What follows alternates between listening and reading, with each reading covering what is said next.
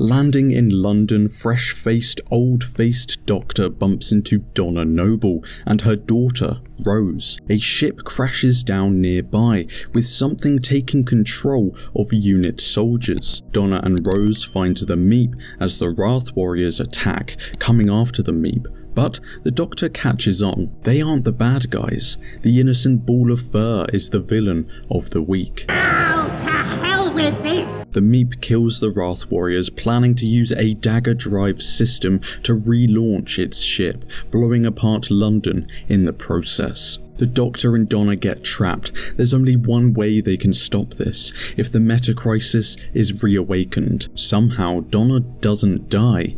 The meta-crisis was passed down to Rose, split across 2 individuals instead of 1. Before being taken away, the Meep warns the Doctor about the boss. Before Donna and Rose simply expel the Time Lord energy. Donna has a look inside the new and improved TARDIS, but spilling some coffee on the console, it begins to warp away. The duo crash on board a spaceship, with the TARDIS needing time to repair. Sensing danger, however, it teleports away, leaving them there. Wondering, the Doctor Donna see a robot as the ship reconfigures itself before them.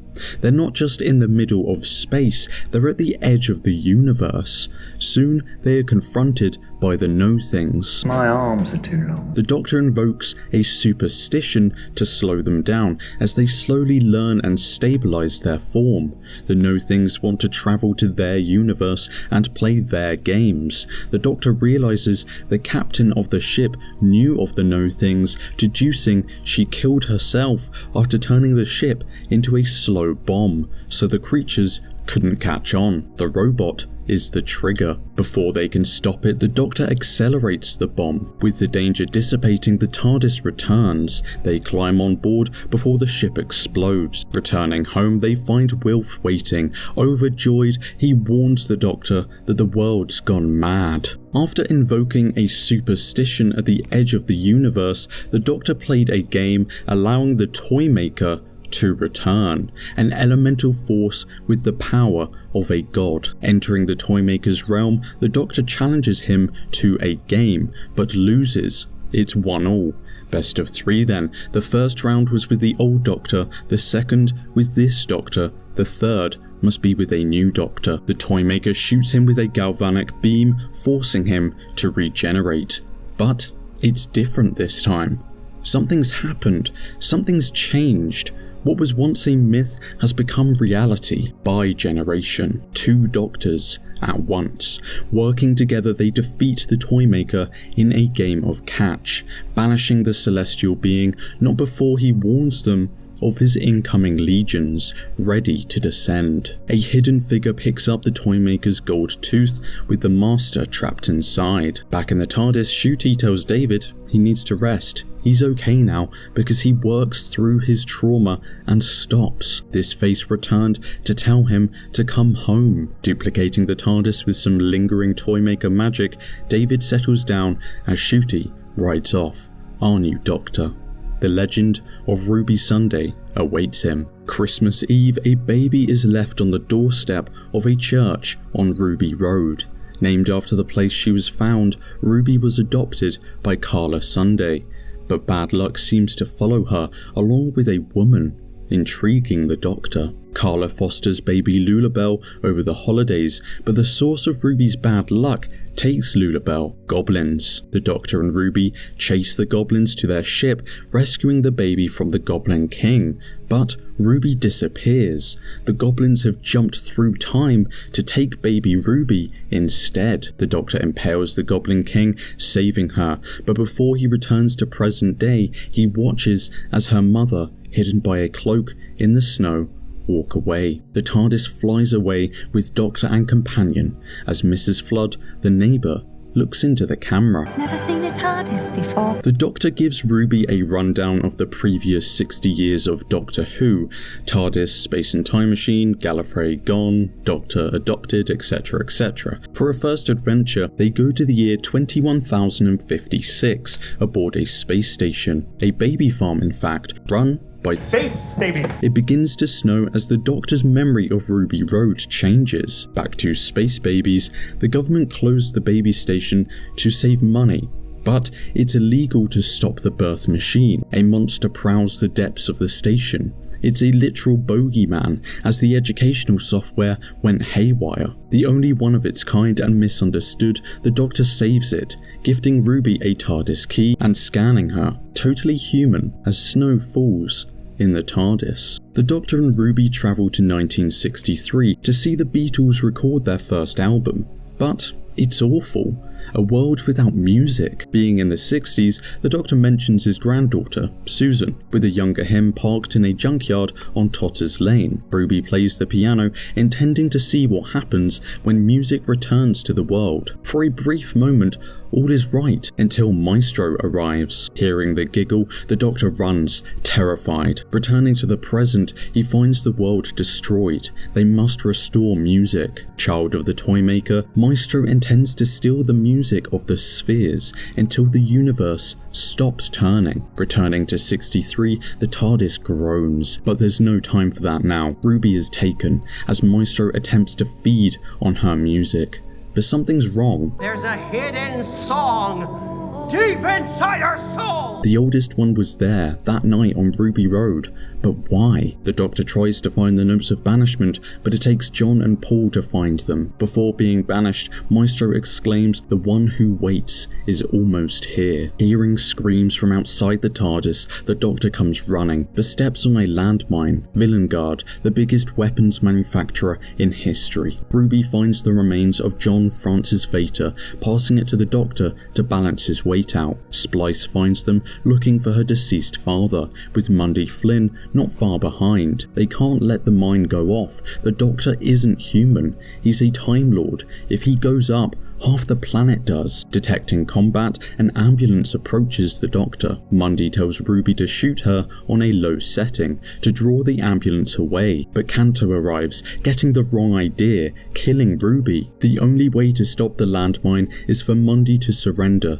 to lose the war against the Castarians. Do you get it? Do you get it? They're not real. They declared war on an empty planet. It's Villengard maintaining an acceptable algorithm, keeping them buying with blind faith, leading them to war. Trying to override the ambulance and save Ruby, its defenses kick in, killing Canto. The mind failsafe then kicks in, but the Vater AI saves them, hacking into the algorithm, stopping the landmine and reviving Ruby. Landing in Wales, the Doctor warns of a future Welsh Prime Minister, Roger ap Gwilliam, before stepping on a fairy circle. With him disappearing, Ruby is subsequently followed by a woman, always 73 yards away. Anyone who approaches runs away, screaming, even this familiar old lady, and her own mother. A year passes, and Ruby seeks help from UNIT, but even Kate turns her back on her. Many more years pass, with more and more people leaving her life,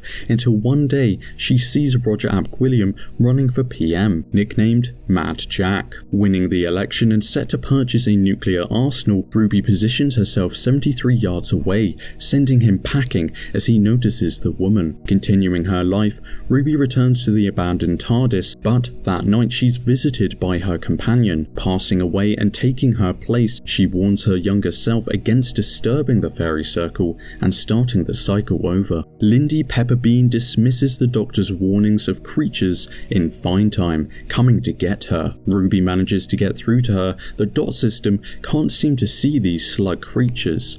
She must walk with the bubble down. The Doctor and Ruby begin to catch on. They send Lindy a safe location before her dot runs low on battery. She bumps into Ricky September, who helps her to safety, discovering their homeworld has been overrun by these monsters. The Doctor realizes these deaths are in alphabetical order. The dot has become sentient, growing to hate the inhabitants of Vinetime, growing the slugs to kill them all. Lindy's dot attacks her, but turns on Ricky as she reveals his birth name is Coombs.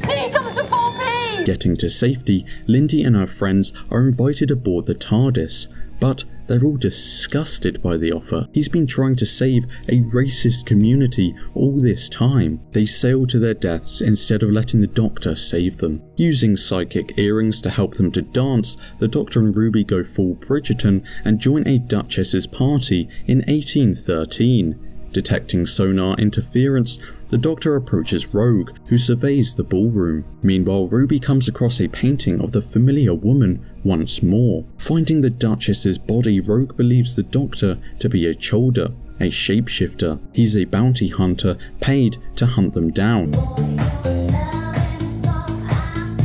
But, proving himself to be a Time Lord, they work together as the Cholders kill across planets in the name of cosplay. Luring them out, they trap the Cholders, but Ruby gets mixed up, having fended one off. Rogue kisses the Doctor goodbye, taking Ruby's place and disappearing into an unknown dimension along with the Cholders. Being followed by this woman across all of time and space, the Doctor and Ruby go to UNIT for help. But they're already looking into it. The woman in question is Susan Triad of S-Triad Technology, IT genius, releasing her software worldwide for free. Susan, like his granddaughter perhaps. But also, Ruby collects a VHS of the night on Ruby Road, wanting to find her birth mother, using UNIT's time window, but they can't make out her face. The Doctor arrives to deal with the goblins. Ruby's mum turns and points in his direction, but again, why? Something envelops the memory TARDIS, something that has been waiting for so long. Mel introduces the Doctor to Sue, but she doesn't seem to know him. She gets dreams though, dreams about a girl called Lindy, a place called Pacifico del Rio, a dream about being an ambulance. The TARDIS groans. This unknown life form is woven into the fabric of the TARDIS itself, as Susan hears her voice. He is hidden in the howling void. He is hidden within the tempest. He has braved the storm and the darkness and pain, and he whispered to the vessel. All this time he whispered, and delighted, and seduced, and the vessel did obey. For none should be more mighty, and none should be more wise than the king himself. And the Lord of Time was blind and vain, and knew nothing. There is the Toymaker, god of games, the Trickster, god of traps, Maestro, the god of music. There is Reprobate, the god of spite. There is the Mara, the god of beasts, and the threefold deity of malice, mischief, and misery. There are gods of skin and shame and secrets, Incensor, the god of disaster, and her children called doubt and dread. And standing on high is the mother and father and other of them all. For the god of all gods has returned. Set, Seth, Sithafar, Sutek. He clung onto the TARDIS and hid for centuries, evolving into a titan, understanding and seducing the TARDIS until it came to control it. Every time the Doctor landed somewhere, he created an apparition of Susan universally, strengthening the Angel of Death and luring his enemy into a trap. All creation falls into dust and ashes and ruin as the Doctor, Ruby and Mel enter the memory TARDIS. They remain living as the God of Death seeks one last answer, the woman that eludes them all, Ruby's mother. Connected to the memory TARDIS, it helps Ruby find the answer, showing a video of Roger Ap William, who rolled out mandatory DNA testing. Her mum will be on record. They travel to the database, but Mel submits to Sutek's will. She takes them to the Titan, but the Doctor tricks him, dragging him back into the time vortex, bringing death to bring back life. The Ood sphere is safe, thank God. With all returned to normal, UNIT retrieves the DNA. Ruby's mother is Louise Allison Miller. Pregnant at 15 and living in a hostile environment, she gave up her child to keep her safe. Time was weakened, and this woman was important because we thought she was. That's how everything happens. Religions, wars, love stories. We invest things with significance, giving it power. Louise turned to point to the signpost, naming her daughter Ruby in as dramatic way as possible, I guess. With this information, Ruby finds her mum, reuniting and welcoming her into her already established family. With a whole other life ready to be led, the Doctor says goodbye. But a mysterious Mrs. Flood does her best Mary Poppins impression, warning us that the Doctor's story ends in terror. Night, night.